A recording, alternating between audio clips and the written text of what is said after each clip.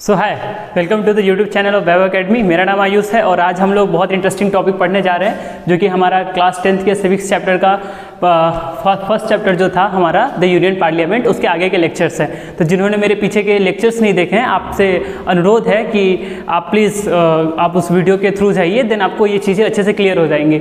और ये मेरा गारंटी रहता है हर एक लेक्चर में कि जो आप इस लेक्चर में पढ़ रहे हैं, जो भी 20 मिनट या 30 मिनट की वीडियोज़ हैं, आपके जो क्वेश्चंस बनेंगे वो इसी से बनेंगे, अन्यथा नहीं बनेंगे। ठीक है, तो चलिए इसको अच्छे से पढ़ेंगे। जितने भी मैंने नोट्स लिखा है, मुझे उम्मीद है कि आप लोग नोट्स बनाएंगे, हर एक नोट्स बनाएंगे, ताकि चीज़ें क्या होती है ना कि वी थिंक यूजुअली कि हमें सब चीज़ याद रह जाता है, लेकिन ऐसा नहीं है। बहुत सारी चीज़ें हैं जो हमारे सबकॉन्शियस माइंड तक नहीं जा पाती है और हम उसको धीरे धीरे भूलने लगते हैं। तो मैंने रिवीजन कैसे करना चाहिए, क्यों करना चाहिए, कितने देर के बाद करना चाहिए, सबका एक वीडियो बनाया था जो कि फर्स्ट लेक्चर था यूनियन पार्लियामेंट या यूनियन लेजिस्लेचर का। तो आप उसमें देख सकते हैं कि रिवीजन करने का क्या तरीका होता है। लेकिन आज का जो हमारा टॉपिक है बहुत ज़्यादा इंटरेस्टिंग होने वाला है, क्योंकि आज हम लोग जानने वाले हैं हमारे फेडरल सिस्टम ऑफ गवर्नमेंट के बारे में। जी हाँ, द यूनियन पार्लियामेंट या फिर द यूनियन लेजिस्लेचर। तो आइए हम लोग एक एक करके टॉपिक को जानते हैं। चलिए, पहले आज जो हमारा टॉपिक है कहता है फेडरल सिस्टम ऑफ गवर्नमेंट। अब ये फेडरल का मतलब क्या होता है, तो फेडरल का मतलब क्या होता है हम आगे धीरे धीरे समझेंगे। बहुत इंटरेस्टिंग टॉपिक है, ध्यान से देखिएगा। पहला जो हमारा कहता है कि फेडरल सेटअप। अच्छा, अब ये फेडरल सेटअप क्या हुआ? तो जैसा कि मैंने बताया था कि बहुत सारे कंट्री में अलग अलग फॉर्म ऑफ गवर्नमेंट होते हैं। कहीं पे फेडरल होते हैं, कहीं पे यूनिटरी होता है। तो फेडरल फॉर्म ऑफ जो गवर्नमेंट है उसका सबसे की फीचर क्या है, अगर आप बहुत आसान भाषा में समझें तो सबसे की फीचर क्या है कि उसमें क्या होता है कि पावर का बंटवारा होता है between centre and state. There is a division of power between the centre and state. I repeat, there is a division of power between centre and state. मतलब सेंटर और स्टेट के बीच में भैया पावर का क्या होगा, बंटवारा होगा। ठीक है, समझ में आया? इतना समझ में आया? तो चलिए आगे के पॉइंट्स देखते हैं कि अगर हमारा कॉन्स्टिट्यूशन क्या है, जैसे कि अब जो यूनियन पार्लियामेंट जो हमारा ये चैप्टर है, उसमें हम अपने भारत के संविधान के से रिलेटेड जो हमारे संविधान में द यूनियन लेजिस्लेचर या फिर द यूनियन पार्लियामेंट उसके बारे में दिया गया है, या फिर हिंदी में हम उसको संसद के नाम से जानते हैं। तो क्या है उसका मतलब, क्या है, जो जैसे जैसे कॉन्स्टिट्यूशन में दी हुई है उसी हिसाब से हम लोग पूरा पढ़ने वाले हैं। तो देखिए, जो हमारे इंडियन कॉन्स्टिट्यूशन में जो दिया गया है वो पार्ट 5 में दिया गया है। आर्टिकल 52 से लेकर के 151 तक मैंने पहले भी बताया है। तो जिन लोगों ने वो वीडियो नहीं देखा है तो कृपया जाकर के वो वीडियो को पहले देख ले। हम यहाँ पे बात कर रहे थे फेडरल सेटअप। अच्छा, ये फेडरल सेटअप है क्या? फेडरल हमारे इंडिया में क्या है, यूनिटरी फॉर्म ऑफ गवर्नमेंट है या फिर फेडरल फॉर्म ऑफ गवर्नमेंट है? तो उसी को हम लोग देखने वाले हैं। ठीक है, तो अच्छे से समझते हैं। देखिए, तो यूनियन पार्लियामेंट का मतलब होता है कि it is the highest law making body in India. मतलब मैंने बताया था कि लेजिस्लेचर एक विंग होता है, गवर्नमेंट के 3 फॉर्म होते हैं, लेजिस्लेचर, एग्जीक्यूटिव एंड जुडिशियरी। तो लेजिस्लेचर का काम क्या होता है कि लॉ को बनाना, और वो लॉ बनाने की जो सबसे हाईएस्ट जो पोजीशन है किसके हाथ में है, तो यूनियन लेजिस्लेचर के हाथ में। वही हमारा आज का चैप्टर है जो हम लोग पढ़ रहे हैं, उसी के आज जो टॉपिक्स हैं उसको हम लोग देख रहे हैं। तो फेडरल सेटअप होने के लिए हमें कुछ चीजें चाहिए होती हैं कि भैया हमने देखा कि कॉन्स्टिट्यूशन या फिर फॉर्म ऑफ गवर्नमेंट 2 प्रकार के होते हैं, जैसे कि यूनिटरी फॉर्म ऑफ गवर्नमेंट और federal form of government. Federal form of government में क्या होता है कि भैया सेंटर और स्टेट का जो पावर है उसके बीच में क्या होता है, डिवीजन होता है कि भैया सेंटर जो है स्टेट के मामले में दखल नहीं देगा और स्टेट जो है वो सेंटर के मामलों में दखल नहीं देगा। तो हमारा क्या है, फेडरल सेटअप है। तो हम जो फेडरल सेटअप में जो सबसे की फीचर होता है वो यही होता है, क्या होता है, डिस्ट्रीब्यूशन ऑफ पावर्स, मतलब शक्तियों का बंटवारा। मतलब ऐसा नहीं है, अब अगर डिस्ट्रीब्यूशन ऑफ पावर ही पढ़ना है तो हम इसको बहुत अच्छे से समझने के लिए हमारे कॉन्स्टिट्यूशन के शेड्यूल नंबर 7 में कुछ लिस्ट दिए गए हैं। वो है यूनियन लिस्ट। दूसरा जो हमारा आता है वो आता है हमारा स्टेट लिस्ट। अभी मैं इसका मतलब बताता हूं ये होता क्या है, आप लोग बस ध्यान से समझिएगा। तीसरा जो हमारा आता है कंकरेंट लिस्ट। ठीक है, तो अब इसका मतलब क्या हुआ, मतलब हमारा जो कॉन्स्टिट्यूशन क्या है, फेडरल फॉर्म ऑफ गवर्नमेंट को दिखाता है। तो फेडरल के लिए क्या चाहिए, शक्तियों का बंटवारा होना चाहिए। तो ये तो हमारे भारत के संविधान में कहीं तो दिया होगा। तो हमारे 7वीं अनुसूची मतलब 7th शेड्यूल में 3 लिस्ट दिए गए हैं। क्या है, यूनियन लिस्ट, स्टेट लिस्ट और कंकरेंट लिस्ट। अब ये क्या बोला है, तो यूनियन लिस्ट का मतलब हुआ ऐसी कोई मुद्दे जिसमें सिर्फ सेंटर ही डिसीजन ले सकता है, जिसमें ये जो हमारा स्टेट है इसका कोई हाथ नहीं होगा यूनियन के डिसीजन पे। जैसे कि अगर हम उत्तर प्रदेश में हैं तो अगर किसी भी अगर मोदी जी हैं हमारे अभी प्राइम मिनिस्टर, माननीय नरेंद्र दामोदर दास मोदी जी हमारे प्रधानमंत्री, तो अगर वो कोई डिसीजन लेते हैं कि हमारा रिलेशन चाइना के साथ कैसा रहेगा, तो इसमें जो चाइना के साथ जो रिलेशन कैसा रहेगा, इसमें उत्तर प्रदेश का कोई रोल नहीं है। क्यों? क्योंकि ये जो हमारा जो एक लिस्ट है, उस लिस्ट में दिए गए हैं कि यूनियन के पास कौन कौन से ऐसे लिस्ट हैं जिसपे वो फैसले ले सकता है। ठीक है, समझ में आ रहा है? मतलब केंद्र सरकार के पास कौन कौन से ऐसे मुद्दे हैं जिसपे यूनियन खुद ही अकेला डिसीजन ले सकता है, उसमें स्टेट कोई भी उसको हस्तक्षेप नहीं करेगा। तो दिमाग लगाइए कैसा हो सकता है हमारा रिलेशन, हमारा डिप्लोमेटिक रिलेशंस कैसा है दूसरे कंट्रीज के बीच में, स्टेट की बाउंड्री को कम करना है, बढ़ाना है। तो ये सब जो टोटल ऐसे लगभग 97 लिस्ट है, ये घटते बढ़ते रहते हैं जिसपे सिर्फ यूनियन अकेले डिसीजन लेता है। दूसरा आता है हमारा स्टेट लिस्ट। अब ये स्टेट लिस्ट क्या है? तो स्टेट लिस्ट का मतलब हुआ कि अगर उत्तर प्रदेश है, बिहार है, तो इन सब के कुछ अपने अपने मुद्दे होंगे और उस मुद्दे पे सेंटर कोई भी दखलंदाजी नहीं करेगा। मतलब the union is not going to be the part of any decision which is belong to the state list. समझ में आया? मतलब स्टेट लिस्ट में जितने भी लिस्ट दिए गए हैं कि ये पॉइंट्स हैं, उसमें सिर्फ स्टेट ही लेगा अपना डिसीजन। जैसे कि स्टेट पुलिस भी होते हैं ना, तो उन सब का जो भी कैसे रूल करेगा, कैसे फंक्शन करेगा, बहुत ऐसे लिस्ट है। इसमें कभी अलग चर्चा की विषय है, इसमें मैं किसी अलग से वीडियो बना दूंगा। फिलहाल अब समझिए, अब आता है हमारा कंकरेंट लिस्ट। अब ये कंकरेंट लिस्ट क्या है? तो कंकरेंट लिस्ट ये कहता है कि जहां पे यूनियन और स्टेट लिस्ट, मतलब यूनियन और स्टेट दोनों मिलकर के डिसीजन ले, मतलब दोनों में से कोई मिलकर के डिसीजन ले, उसको हम कहते हैं कंकरेंट लिस्ट, है ना। जनरली इसमें जो सारे जो लिस्ट होते हैं वो मतलब हमारे जो कंट्री में जो लोग हैं उनके वेलफेयर के लिए जो भी तमाम चीजें हैं वो सब कंकरेंट लिस्ट में आता है। ठीक है, इतना समझ में आया? मतलब हमने देखा कि फेडरल सेटअप होने के लिए फर्स्ट पॉइंट चाहिए, क्या चाहिए? Distribution of power. क्या चाहिए? Distribution of power. ठीक है, हमने देखा कि हमारे इंडियन कॉन्स्टिट्यूशन में 7th शेड्यूल में 3 लिस्ट दिए हुए हैं, जिससे साफ साफ पता चलता है कि क्या है हमारे यहाँ डिस्ट्रीब्यूशन ऑफ पावर है। ठीक है, इतना समझ में आया होगा, मुझे लगता है कि अच्छे से समझ में आया होगा। दूसरा जो पॉइंट है वो आता है हमारा supremacy of constitution. This is the most important point कि भैया अब ये सुपरमेसी ऑफ कॉन्स्टिट्यूशन क्या है। तो देखिए, अगर हमें जैसा पता है कि हमारे इंडिया में कॉन्स्टिट्यूशन को हम लॉ ऑफ लैंड भी कहते हैं। लॉ ऑफ लैंड इसलिए कहते हैं क्योंकि हमारे जो कॉन्स्टिट्यूशन, हमारा जो संविधान है, इससे कोई सुप्रीम दूसरा लॉ नहीं है। मतलब जो कॉन्स्टिट्यूशन में लिखा हुआ है, चाहे वो हमारे पार्ट 1 में यूनियन टेरिटरी के रिलेटेड हो, पार्ट 2 में हमारे सिटीजनशिप हो, पार्ट 3 में हमारे फंडामेंटल राइट हो, पार्ट 4 में डीपीएसपी हो, पार्ट 5 में यूनियन हो, इन सारी जो चीजें हैं, तो इनको कोई ऐसा दूसरा लॉ नहीं बनेगा जो कि हमारे कॉन्स्टिट्यूशन के अंदर के जो आर्टिकल्स हैं उनको कॉन्ट्राडिक्ट कर रहा है। समझ में आया? मतलब कोई दूसरा ऐसा लॉ नहीं बनेगा जो कि हमारे कॉन्स्टिट्यूशन के, हमारे संविधान के कोई भी आर्टिकल को क्या कर रहा है? कॉन्ट्राडिक्शन पैदा कर रहा है। ठीक है, तो उसी को हम कहते हैं भैया सुपरमेसी ऑफ लॉ। अगर मान लीजिए कोई ऐसा लॉ बनाता है, जैसे कि एक एग्जांपल ले लेते हैं, जैसे कि हमारे राइट टू फ्रीडम, हमें आर्टिकल 19 में हमें बहुत सारा चीज मिला हुआ है, फ्रीडम बोलने की आजादी, है ना, तमाम, कभी अगले वीडियो में पढ़ेंगे हम लोग कि क्या क्या है, पर इतना जान लीजिए हमारे आर्टिकल 19 में हमें कुछ बहुत सारा आजादी मिला हुआ है ना। या फिर एक एग्जांपल ले लेते हैं राइट टू लाइफ, आर्टिकल 14, हमें जीने का अधिकार है। अब कोई ऐसा लॉ बनता है जिसमें बिना कोई मकसद के आप उसको जीने नहीं दे रहे हैं, या फिर कुछ ऐसा है कि जो हमारे राइट टू लाइफ को इन्फ्रिंज कर रहा है, तो वो लॉ वहीं पे वाइड हो जाएगा, वहीं पे खत्म हो जाएगा। मतलब समझ में आया? मतलब हमारे कॉन्स्टिट्यूशन के कोई भी आर्टिकल को कोई भी दूसरा लॉ कॉन्ट्राडिक्ट करेगा, that is going to be void at that state. समझ में आया? क्लियर है? इसी को हम कहते हैं सुपरमेसी ऑफ लॉ। आप इसको आप ले सकते हैं अपने घर में भी एग्जांपल्स, जो हमारी मम्मी होती हैं उनका कहा हुआ कोई नहीं टाल सकता है ना, जनरली ऐसा होता है। तो बिल्कुल आप वही कह सकते हैं कि हमारे जैसा कि क्या है, हमारे इंडिया में क्या है, कॉन्स्टिट्यूशन क्या है, सुप्रीम है ना। तो इसी को कह रहे हैं हम सुपरमेसी ऑफ लॉ।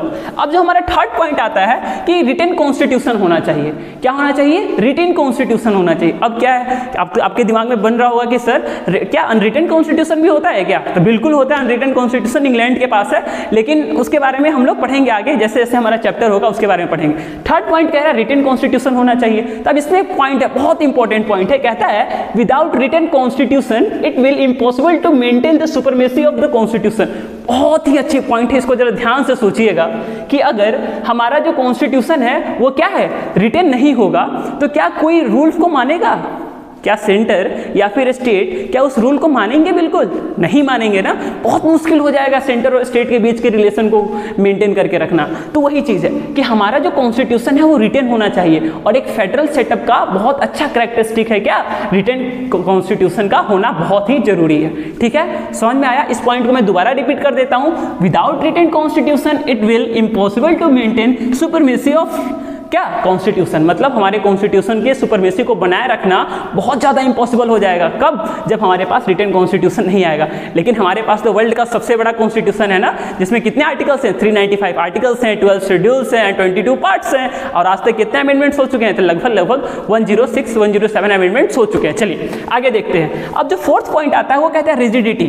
अब देखिए रिजिड आप होते हैं ना कि कभी कभी हम लोग अपने पेरेंट्स से रिजिड हो जाते हैं कि नहीं ये चीज़ मुझे चाहिए तो चाहिए, तो उसी प्रकार से यहाँ पे जो हमारा कॉन्स्टिट्यूशन है वो बहुत रिजिड है, जिसमें आसानी से कोई बदलाव नहीं किया जा सकता। मतलब हम ऐसे तो हमारा कॉन्स्टिट्यूशन रिजिड भी है और फ्लेक्सिबल दोनों भी है, लेकिन हमारा जो एक मेन फीचर आता है निकल के फेडरल, यहाँ पे हम लोग बात कर रहे हैं फेडरल सेटअप की, मतलब कि हमारा तो कॉन्स्टिट्यूशन फेडरल है ही, हमारा जो गवर्नमेंट है वो फेडरल है ही, लेकिन एक फेडरल सेटअप होने के लिए सबसे इंपॉर्टेंट पॉइंट में से एक और है, वो कहता है रिजिड। मतलब कॉन्स्टिट्यूशन का रिजिड होना बहुत ज्यादा इंपॉर्टेंट है, क्योंकि अगर वो रिजिड नहीं होगा तो आसानी से कोई भी दूसरी गवर्नमेंट आई रूल को चेंज करके चले गई, तो फिर कॉन्स्टिट्यूशन का इंपॉर्टेंस क्या रह गया? तो वही चीज है यहाँ पे रिजिडिटी। जो fifth and most important point है, वो बहुत ज्यादा इंपॉर्टेंट पॉइंट है, वो कहता है हमारा authority of court. It means कि इंडिपेंडेंट कोर्ट, इट मींस कि जुडिशियरी जो हमारा होगा, इंडिपेंडेंट जुडिशियरी, जिसमें एग्जीक्यूटिव और लेजिस्लेचर इनका कोई हस्तक्षेप नहीं होगा। मतलब भैया अगर आगे जाकर के कभी सेंटर और स्टेट के बीच में कोई लड़ाई होती है तो हमें ऐसी एक अथॉरिटी की आवश्यकता पड़ती है कि जो भैया सेंटर केंद्र सरकार और राज्य सरकार को क्या कर सके, मतलब उनके बीच में बैलेंस क्रिएट कर सके, है ना। तो ये इसका काम होता है, क्या?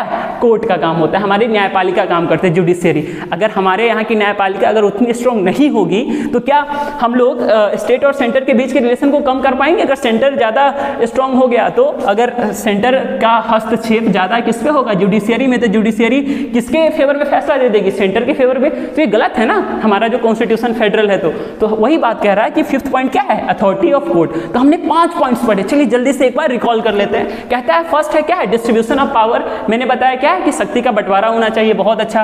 दूसरा पॉइंट कहता है हमारा सुपरमेसी ऑफ कॉन्स्टिट्यूशन, मतलब हमारा जो कॉन्स्टिट्यूशन होना चाहिए वो सुप्रीम होना चाहिए। एंड जो थर्ड पॉइंट है वो कहता है रिटन कॉन्स्टिट्यूशन, बिल्कुल, कि हमारा जो कॉन्स्टिट्यूशन है वो रिटन भी होना चाहिए, क्योंकि अगर रिटन कॉन्स्टिट्यूशन नहीं होगा तो it will be impossible to manage, क्या कि हम अपने सुपरमेसी कॉन्स्टिट्यूशन की सुपरमेसी को बनाए रख पाना बहुत ज्यादा मुश्किल हो जाएगा। ठीक है। फोर्थ पॉइंट कहता है रिजिडिटी। हमने देखा कि भैया कॉन्स्टिट्यूशन को रिजिड होना भी उतना ही इंपॉर्टेंट है ना। फिर हमारा जो fifth and most important point है क्या है? Independent of judiciary. मतलब हमारे यहाँ की जो कोर्ट होगी वो लेजिस्लेटिव विंग और एग्जीक्यूटिव विंग, इन दोनों से अलग होगी। मतलब इन दोनों का कोई इन्वॉल्वमेंट नहीं होगा जुडिशियरी में। मतलब कि judiciary is alone going to take all the decision. इसको कोई मतलब हेल्प की जरूरत नहीं है लेजिस्लेचर और एग्जीक्यूटिव से, है ना। बहुत सारे ऐसे अभी तक फैसले हुए हैं जिसमें सुप्रीम कोर्ट के पास पावर है कि गवर्नमेंट के द्वारा बनाए गए कोई भी अगर कानून है, कोई भी लॉ है, अगर सुप्रीम कोर्ट को ऐसा लगता है कि भैया ये कहीं ना कहीं कॉन्स्टिट्यूशन के बेसिक स्ट्रक्चर को क्या कर रहा है, मतलब इन्फ्रिंज कर रहा है, मतलब कॉन्ट्राडिक्ट कर रहा है, तो भैया वहीं पे लॉ वाइड हो जाता है ना। जैसे एनजेएसी आई थी, नेशनल जुडिशियल अपॉइंटमेंट कमेटी, तो उसके बारे में बाद में बात करेंगे, जिसको क्या किया था सुप्रीम कोर्ट ने नल एंड वाइड कर दिया था। चलिए बहुत अच्छा। तो अब हम लोग देखते हैं कि इसमें 2 पॉइंट्स भी, अगर आप बुक पढ़ेंगे आईसीएसई क्लास 10th का, मैं एक बात बहुत साफ रूप से बताना चाहता हूं कि ये तो क्लास 10th के लिए इंपॉर्टेंट है ही, और मुझे ये बिल्कुल विश्वास है कि जो बच्चे इस लेक्चर को फॉलो कर रहे हैं, नोट्स बना रहे हैं, उनका एक भी क्वेश्चन, कोई भी चैप्टर्स, आने वाले समय में मैं जियोग्राफी के भी लेक्चर डालूंगा, आने वाले समय हिस्ट्री के भी डालूंगा, केमिस्ट्री के डालूंगा, फिजिक्स के डालूंगा, इंग्लिश के डालूंगा, तमाम सारी लेक्चर्स में डालूंगा। और जो बच्चा एक बार मेरी सारी वीडियोस को देख रहा है, अच्छे से लास्ट तक देखता है और नोट्स को बनाता है, मैं वो गारंटी ले सकता हूं कि वो बच्चा 90 अबव स्कोर करेगा। क्योंकि जितना भी चीजें मैं पढ़ाऊंगा वो लास्ट साल में कितने क्वेश्चंस उससे बने हुए हैं उससे रिलेटेड है। और साथ ही साथ जो अगर 11th-12th के कोई बच्चे हैं या फिर कोई बीए के फाउंडेशन कोर्स में आए हैं तो वो भी इस वीडियो को देख सकते हैं, है ना। मैंने बहुत रिसर्च करके, बहुत मेहनत से मैं यहाँ पे सारे कंटेंट लाता हूँ और आपको बताता हूँ। क्योंकि देखिए बुक को इंग्लिश से हिंदी समझा देना एक अलग चीज़ है।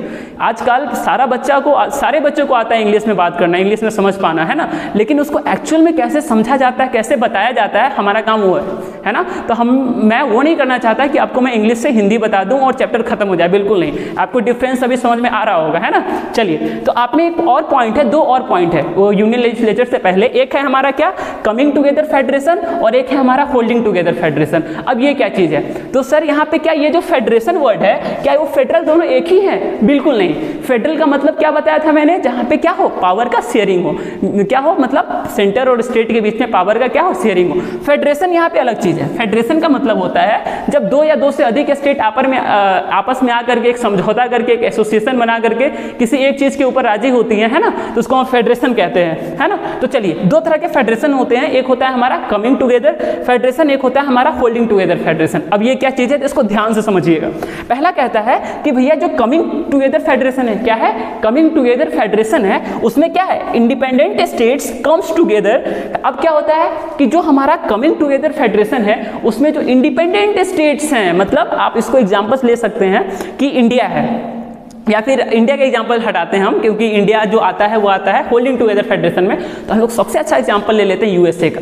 अब यूएसए क्या है, तो यूएसए में जितने भी छोटे छोटे स्टेट हैं, मतलब यूनाइटेड स्टेट ऑफ अमेरिका कहते हैं हम, है ना, अमेरिका नहीं, क्या कहते हैं, यूनाइटेड स्टेट ऑफ अमेरिका, मतलब वो यूनाइट है बहुत सारे स्टेट से, जैसे मैक्सिको हो गया, लॉस एंजलस हो गया, कैलिफोर्निया हो गया, वाशिंगटन डीसी हो गया, न्यूयॉर्क हो गया, ये सारे बहुत सारे ऐसे लगभग 48-49 है, आप एक बार क्लियर कर लीजिएगा। ये सारे स्टेट्स मिल करके क्या बनाते हैं, यूनाइटेड स्टेट ऑफ अमेरिका बनाते हैं, है ना। तो अब जो ये यूनाइटेड स्टेट ऑफ अमेरिका है, ये सारे स्टेट आपस में आकर के क्या बनाए, यूनाइटेड स्टेट ऑफ अमेरिका बनाए, तो उस केस में हर एक स्टेट के पास पावर क्या हो जाएगी, ज्यादा हो जाएगी, है ना। तो दूसरा पॉइंट क्या हुआ हमारा कि स्टेट इज पावरफुल जनरली, मतलब स्टेट क्या होता है, पावरफुल होता है। मतलब यूनाइटेड स्टेट ऑफ अमेरिका से अगर न्यूयॉर्क के अंदर कोई चीज हो रहा है, तो अब यूनाइटेड स्टेट ऑफ अमेरिका की जो पार्लियामेंट है, सीनेट है, वो जाकर के उसमें इन्वॉल्व नहीं होगी न्यूयॉर्क के कोई भी डिसीजन में, है ना, क्योंकि वहां के स्टेट के पास बहुत ज्यादा पावर है ना, क्योंकि वो सब आपस में मिल करके क्या बनाया है, यूनाइटेड स्टेट ऑफ अमेरिका बनाया है। तो इसको हम कहते हैं कमिंग टुगेदर फेडरेशन। और इसका अगर आपको बहुत अच्छा एग्जांपल लेना हो तो सबसे अच्छा एग्जांपल है यूएसए, और दूसरा एग्जांपल आप ऑस्ट्रेलिया भी ले सकते हैं। ठीक है, समझ में आ रहा है, क्लियर है इतना, ठीक है। अब हम जो चलते हैं दूसरे पॉइंट पे, वो कहता है होल्डिंग टुगेदर फेडरेशन।